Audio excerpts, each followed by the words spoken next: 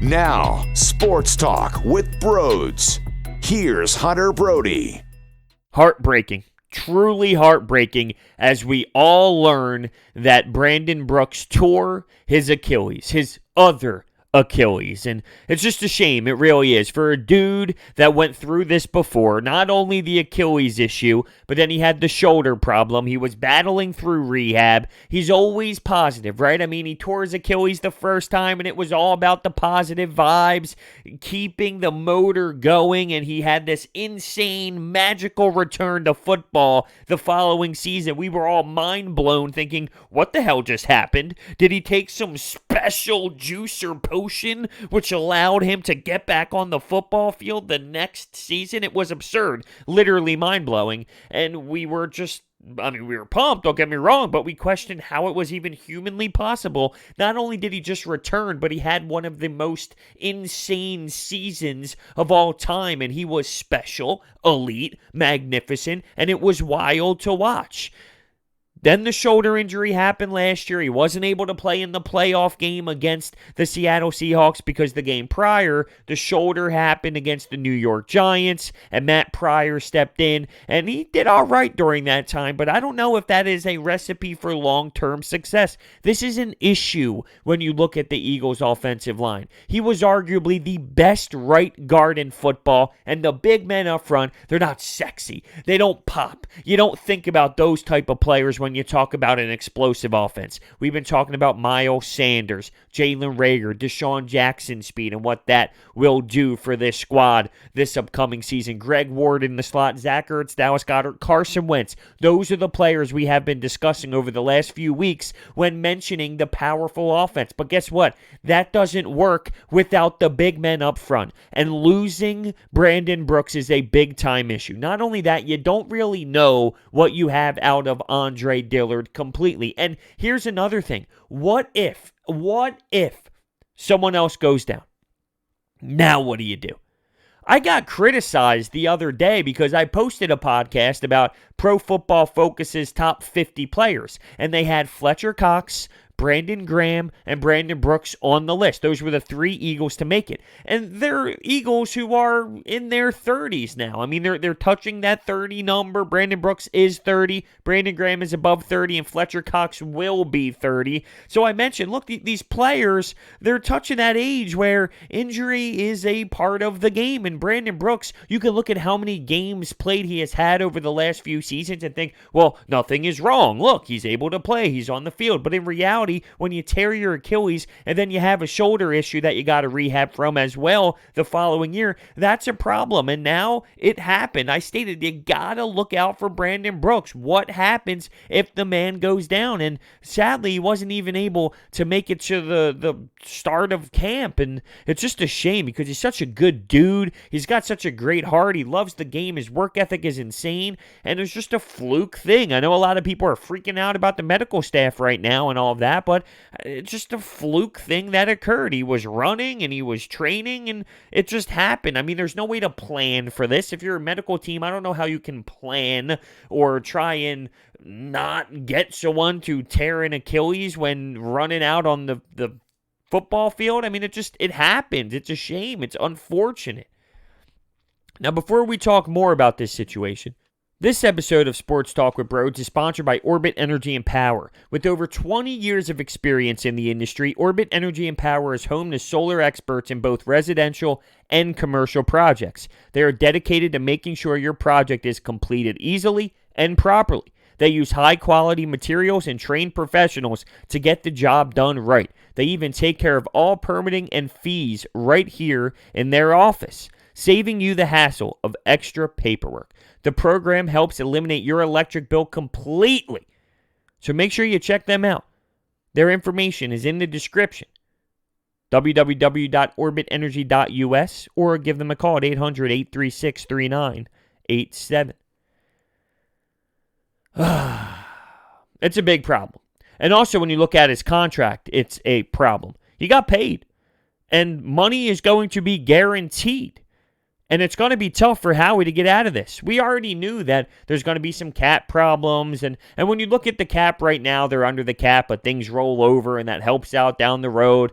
Look, when you see what is going to be on the books with Brandon Brooks, it's going to be tough to swallow. It just adds problems to what they are going to have to deal with down the road. That's the issue. It's down the road. It just adds more of the books issue with Howie Roseman than they already had, which was something to dive into as well. So more for Howie to deal with. The age of the offensive line just flat out scares me at this point. Lane Johnson getting up there. Brandon Brooks injured again. Jason Kelce, every single year we question if he is going to go through retirement. Isaac Seumalo, all right, he's a nice player. And you just don't know what you got in Andre Dillard. You got to keep Carson Wentz upright. We talk about the injuries of Carson Wentz all the time. That is the major discussion we have in the city when it's about this team and the quarterback. And now you have a beaten up offensive line to start the season, and you got to throw Matt Pryor in the mix. Or you got Jack Driscoll, a rookie who has no experience whatsoever. And on top of that, you are now taking away this grass time that Doug Pederson always talks about. Now, Doug Pederson is speaking to the media on Tuesday morning at 9 a.m., I believe, so you will hear from the head coach when it comes to this scenario. I know what everybody's thinking, right? Sign Jason Peters, and I'm not against that. I wasn't against that prior to learning about Brandon Brooks. I think that there's something to be said about getting him. Now, we talk about injury-prone players, and we talk about offensive linemen that are banged up. We're going to add another player who is older, right? We just mentioned the age of some of these players up front. We're just going to add another one. But at this point, you're desperate. You are desperate, and I think you are going to need the help. Here's the thing. Jason Peters is not a guard. Is it possible that he would take on the challenge of playing left guard and then moving Isaac Seumalo over to right guard? Is that possible? So then you have Dillard, Jason Peters, Jason Kelce, Seumalo, and then from there you have Lane Johnson on the right side. I wouldn't be against that at all. I just don't know if that's something that Jason Peters would be willing to do. Now, it is clear that JP loves Philadelphia. He would like to be back in Philadelphia, but I think he would also want to be the starting left tackle if he was to return. The message seemed to be sent to him earlier in the offseason when they moved on from him and said, Andre Dillard is our guy. I mean, the message was sent when they drafted Andre Dillard to begin with a few seasons back. So that's really when the message should have been sent to JP.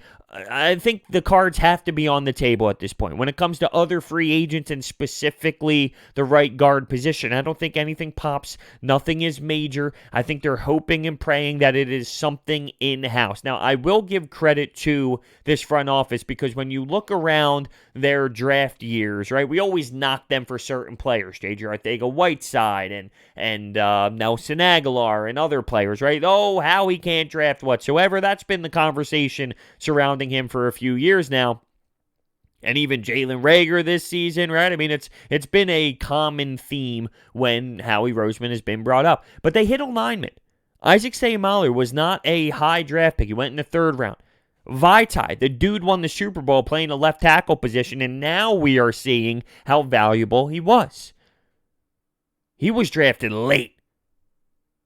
Vaitai, big piece. Wish we had him right now, not going to lie. If he was your right guard, right now would be a different story. If he was sitting there chilling, being your swing tackle, Brandon Brooks goes down, you're obviously upset. You're losing one of the best, if not the best right guard in football, but you have Vaitai in there and you think, all right, when he had the full week to prepare, he was a good right guard. And if that was what we were relying on, I think we'd all be satisfied right now. So you can laugh at Vaitai all you want, but guess what? It's something that you really wish you had right now. And now you got to rely on a player you don't really know about. Did Matt Pryor have a nice how do you do at the end of the year, a decent showing? Sure, but if your expectations were so low and he did okay, all right, but that doesn't mean you can rely on that long term. I know the Eagles are hoping that their fix is in-house. But I did give them credit for drafting well. They do draft linemen well, so Maybe you get lucky and some of these players end up working out. I just fear what's next. If there is an injury on that offensive line now moving forward, it could be a nightmare scenario. We just watched a banged-up team battle last year. And amazingly, they made noise with players, wide receivers from the practice squad. I don't know how successful a team could be if they have to go deep into the offensive line depth chart. Because guess what? Carson Wentz will be running for his life, and there's only so much he can do. And he can only roll to the right side of the pocket so many times and throw darts down the sideline until eventually he's going to get sacked. He's going to get hit. Hell, he might even fumble the football, knowing his past. Yeah, I just took a little shot at Carson, even though I love him. Not all of it's going to be his fault, but you can't rely on these players if you have to continue to go deeper into the depth chart if players are going to get hurt. That's what I am truly concerned for is one more injury. One more injury. It can cause a serious problem, a significant problem for this Eagles offense. Now, here's a tweet from Zach Berman. By the way, we have a couple phone calls to react to as well. I opened up the 24/7 Anytime hotline to get the instant reaction from some of the Eagles fans out there when it comes to this injury. But here's the Zach Berman tweet. In Brandon Brooks' 4 years in Philadelphia, the Eagles are 41-23 when he plays at least 50% of the offensive snaps. They are 0-6 when he's out or plays fewer than 50% of the offensive snaps. So it just shows you how important he really is to this offense and to this team. And as I stated, those big guys up front, they're not sexy. They don't pop. When you talk about the offense moving well, no one really talks about those guys. But you got them. You got to have them. You need them. And without them, it might not be the same. How big are we expecting Miles Sanders to be this year? Huge would be the answer, right? I mean, we expect him to be dynamic, unbelievable, one of the best backs in football. Can you do that if your offensive line isn't stellar? Now, I'm not saying they are absolutely doomed. There are ways to maybe put a fix on the hole. As I mentioned, I don't think that Jason Peters situation would be out of the question. If you find a way to get JP, and if he does agree to play left guard, which I'm not sold on, but if that is possible, and Sayamalu plays right guard, I mean, you put a patch on the hole. Now you just got to hope that JP stays healthy. You got to hope that your right tackle over there, Lane Johnson, doesn't get beat up and have to miss some time, because there was a time where that happened as well. And if that does happen, you got to hope that these players step in and perform well enough. It's a lot of ifs. And at this point, I'm really concerned at that right guard spot. I don't know what they are going to do. There are some unique options that I think are more built off of fan optimism, right? Hoping they sign JB, hoping they move guys to the right side. I don't know if they do. They might have to go with the in-house route, and you just have to hope and pray that these players they have drafted step up. It's just going to be super hard without having them on the field. This coronavirus is affecting everything. You have Dak Prescott, the Dallas Cowboys, Zeke Elliott, test positive. And is that changing how the NFL is looking at things? We'll get into that. We will. But before, let's crank out some of these phone calls because I want to hear some initial reactions to the Achilles tear of Brandon Brooks. And it makes me vomit just saying those words out of my mouth, right? It's just so disheartening, and it bothers me and it upsets me that this is reality. It is June 15th. The season is not even close to in play, and we have the best right guard in football down and out and not available for this football team. It's crushing. It really is. You know, Broads, I just don't get it. We are literally undergoing a pandemic, and we are in quarantine. And Eagles players still have horrible injuries. I tweeted this out. I never get how the Eagles have the worst luck with injuries. I don't get it. We are literally in quarantine, and we lose one of our best offensive linemen for the year. I am speechless. I don't know what to even say. Now, I feel you. Look, I will say this, though. Right now, all Eagles fans, oh, it always happens to us. It always happens to us. Yeah, it does happen to the Eagles. We've seen it over the last couple seasons now. The team has been absolutely banged up. But if you relate it to what goes on around the league, it's just football. It's just football. This happens to teams all the time. The thing is, you just don't care. You're not bothered if this happens to the Saints, to the Vikings, to the Falcons, to the Bills. You don't pay attention. This stuff does happen. It's not just happening to the Eagles at all.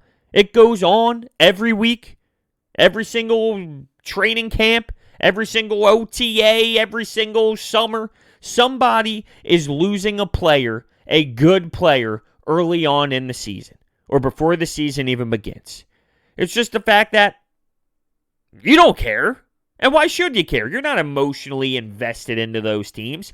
But it's just different when it's your squad. It hits completely different. You're way more emotional about it. It bothers you. Now you got to think about how they're going to fix this hole. What are they going to do? How are they going to implement a new player into the system? How are they going to implement possibly a rookie at right guard? How will they be able to move forward? You think about that stuff because it's the green squad that you care about all the time, and that's all you think about, which makes a lot of sense. But it's not only happening to the Eagles. It's not just us, with air quotes, if you will, because that's how people say it, right? It's always us.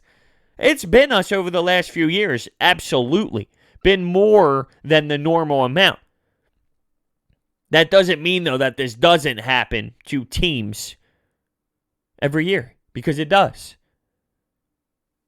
It's crazy, though. It really is. It's hard to believe that this is the conversation today. I had everything planned out. I had my notes. I had all these printed stuff going. I was ready to rip baseball, rip the players apart, rip the owners apart, rip Manfred apart. And I think I will absolutely get to that point in the week, but if not even tomorrow. I don't know exactly when that frustration will come out. But when this news dropped, I mean, how could I not? How could I not transition to this conversation? It went from frustrated, ready to go, putting on the boxing gloves and ready to spit and punch and freak out over baseball to, whew, damn, what are they going to do? How will this be fixed? What's the equation? What do you plug in to make the equation correct? Hopefully, Doug Pederson has the answers to that question. All I can say is there's very few things in life, especially sports, that we can count on. There's death, there's taxes, and there's always the season-ending injury for the Eagles before the start of the year. So it's good that we got it out of the way. It breaks the monotony of the COVID-19 talk. What irks me, besides, of course, the loss of the talent of Brandon Brooks, is the way that it happened. He didn't get hurt in a game. He didn't get hurt in a scrimmage. He got hurt running. Running. I mean, that crap only happens to the Philadelphia Eagles. I was a little surprised during free agency that they didn't go out and add one veteran lineman. And now it's coming to rue the roost with this injury. I know people are on the Jason Peters train, but I mean, I guess he's going to be the obvious choice, but I wouldn't trust him to play 4 quarters, let alone a full year. I think the pendulum swings to Matt Pryor. I think he's the guy that's been in the system for a few years, did a decent job last year in spot duty. I think the job is his, and he's got to take the ball and run with it. I think it is his spot right now. I think it is his opportunity. And based off of how he played last year, if he can step in and make it happen, then absolutely he can take the bull by the horns and run with it. I mean, I don't expect Jack Driscoll to be able to compete and beat him, especially being a rookie without having any grass time. And you mentioned the whole thing with Jason Peters, and I kind of alluded to that earlier. I don't think that would be a horrendous option at all. You have a veteran player come in, but now you're adding to this line that's already banged up. You're adding an older player that has had injury history and is almost touching 40 years old. I mean, can you rely on him to be a piece that can actually play out this entire season? If JP goes down, now what do you do? Do you move, say, Amalu back? Do you start moving pieces all around and fumbling and getting people out of rhythm? I mean, do you even go down that route? Or do they go with the philosophy of, hey, listen, it's time to get younger. It's time to build this line completely different.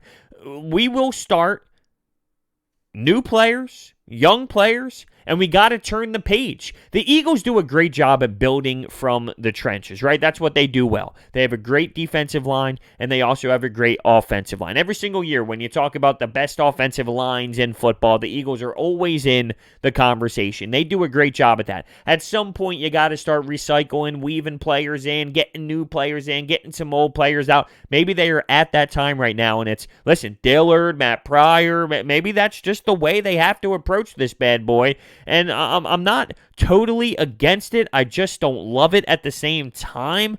And I think they do need to do something. Because my major concern, once again, is what happens next if someone goes down? What happens next? Not so much this. If it's, let's spitball. Say it is Dillard. Say Mahler. Kelce. Pryor. Lane Johnson. Can you win football games like that? I think it's possible. That's putting a lot of hope that Matt Pryor can actually play decent football for a long period of time. Last year, he played against the New York Giants when Brooks went down, and he did a decent job. But once again, it's not as if the Giants have this special talent. And then he played in the playoff game. That's what we got out of Matt Pryor at the end of last season. So to think that results or whatever he did means that he's going to be this unbelievable right guard, I don't think that's fair to say whatsoever. So is it possible to win football games because you're strong in other areas? Yeah, I think it's possible. But what if one guy goes down from there? That is where I am actually petrified. Petrified. Can we say that again, bros? Petrified. And I don't use that word lightly.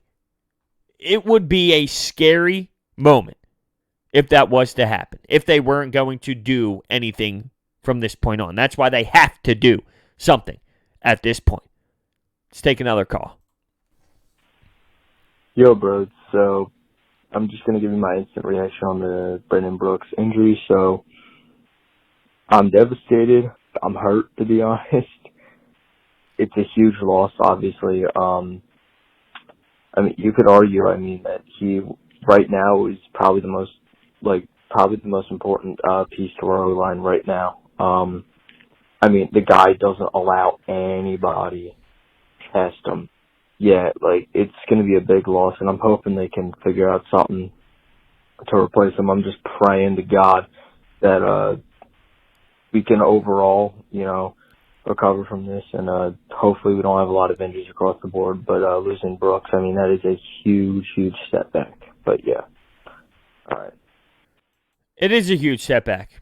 It's a problem. It's a problem when you think about the overall offense, and it's going to affect certain plays. It's going to affect certain players. It's going to be an issue. And when you talk about the pressures and how many sacks he allowed and how many times he gets beat, yeah, there's no argument. He is at the top of the league, and he is a special talent that the Eagles are going to have to try to replace. And right now, when you look at the roster and the depth chart, you're trying to replace him with players who do not have a lot of experience, and that is where the concern comes in.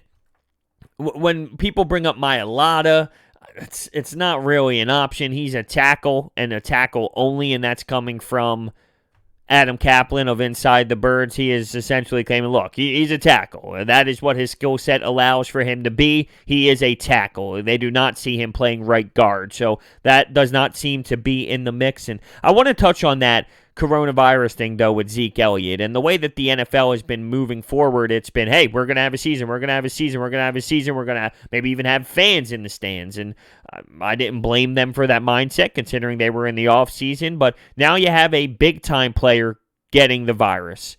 You also have University of Houston players getting the virus, which pretty much canceled the rest of their camp. Ohio State is making people sign waivers. Texans players have it. If you're the NFL, you had to plan for this to happen. It would be silly not to, right? I would imagine that they thought, all right, players are going to test positive. What do we do from here? What do we do from there? Once they do test positive, how do we approach the situation? And that's what I am interested in seeing. I'm not shocked. I'm not stunned that players got it. We knew it was all going to happen. Every player, every league, not every player, but every league was going to have players to get the virus. It was inevitable. What do the leagues do from there? So this is going to be telling how they react. The thing is, it's not in season. They're not ready for a training camp tomorrow. So realistically, what are they going to do? They're going to tell Zeke to sit back, relax, quarantine, and then he's going to end up taking another test in a couple weeks, and he's going to be negative, and from there they're going to move forward, right? So it's a little different right now because they're not in session, but I want to see how the league handles the situation. They've been so forward on, this is how we're going to approach things, this is what it's going to be like, we're going to have a season, nothing's going to really be interfered, and now, with numbers rising in certain situations, the NBA kind of hit a pause button because of a certain scenario going on there. Not so much about the coronavirus happening in Florida, but more so Kyrie Irving and what they're trying to push with the possibility of losing the powerful message happening with the protests, although Adam Silver spoke and said you'd be able to use the platform of Orlando and the platform of sports returning to maybe even have more of a powerful message, and I don't disagree with that at all, but baseball and all that, don't even get me started on baseball. My point is, though, I'm just curious to look at the NFL, and I want to see their approach to this situation. That will tell me a little bit on where their mind is with this and how they are going to address the situation. That's all. But as I stated, maybe this isn't a perfect time to judge them off of it because they're not in session. They're going to tell them to relax, sit back. And NBA and NFL, they're in two different scenarios. The NBA is going to be in their own spot, quarantined in their own bubble. The NFL, hey, we're going to be in their own cities. We're hoping to have fans, yada, yada, yada. Here we go, though. Here we go. More cases. What does that mean for sports? Whew. But moral of the story is, not that stuff isn't important, because it is, of course. But the moral of the story is Brandon Brooks goes down. Can't believe it. It's not a dream. This is not a nightmare. This is reality. And the Eagles are going to have to, very early on, pull the next man up attitude. Pull the next man up card. Hold on. Wait for it. Underdogs. Where are those underdog masks? You know this team thrives being the underdog. Well, right from the beginning, they lose the best right guard in football. That means it is time to whip out the masks already from the jump. Maybe that's not a bad thing because you know what? They've started out slow the last couple of years, and then they wait to be 4-7, and then they come back and rally. Well, maybe they start differently this year based off of that.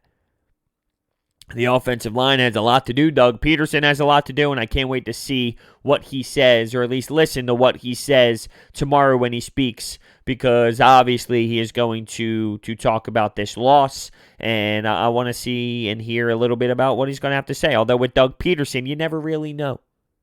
I'm sure media will ask him a Jason Peter question or two, or what's going to happen next. It's the weight game from here. But this is crushing. This will hurt. This will hurt Carson Wentz. This will hurt Miles Sanders, Zach Ertz, Dallas Goedert. It's going to hurt the team. His numbers are stellar when it comes to how he protects and how great he is in the trenches. And it's a hard find. That position's a tough find. You got to give Howie Roseman credit for finding him. That was a snag. That was arguably one of the best moves Howie Roseman has ever made, was getting Brandon Brooks. But then can you criticize what he did with the contract afterwards? You got to pay a man when he's playing that well. It's hard to know that things are going to fall apart to this degree, but they did fall apart to this degree. And it's going to be awkward to work around what he did for the next year and the year after and with this contract. He's 30 years old. By the time he's back, after he misses this full season, we're talking 32. And he had a crazy return after the first Achilles. Is it possible people are optimistic that he finds a way to come back for the playoffs? Please, let's not go down that road. If there's anyone to do it, I wouldn't be surprised if it's him based off of his past experience, but I'm not putting my eggs in that basket. If it happens, I'll be pleasantly surprised, but it would be ridiculous to sit here today and go with that mindset of, oh, well, he'll be back for playoffs because it's Brandon Brooks, because he had a crazy return before. He could do it again. I don't want to go down that road. It's not the time for that. So let me know your thoughts down below in the comments section on Brandon Brooks. If you're listening to this on YouTube, you know where the comments section is, of course. And if you're listening to this on any podcasting platform, specifically Apple Podcasts, use the review section as a comment spot. People do that, and it's very entertaining to read those.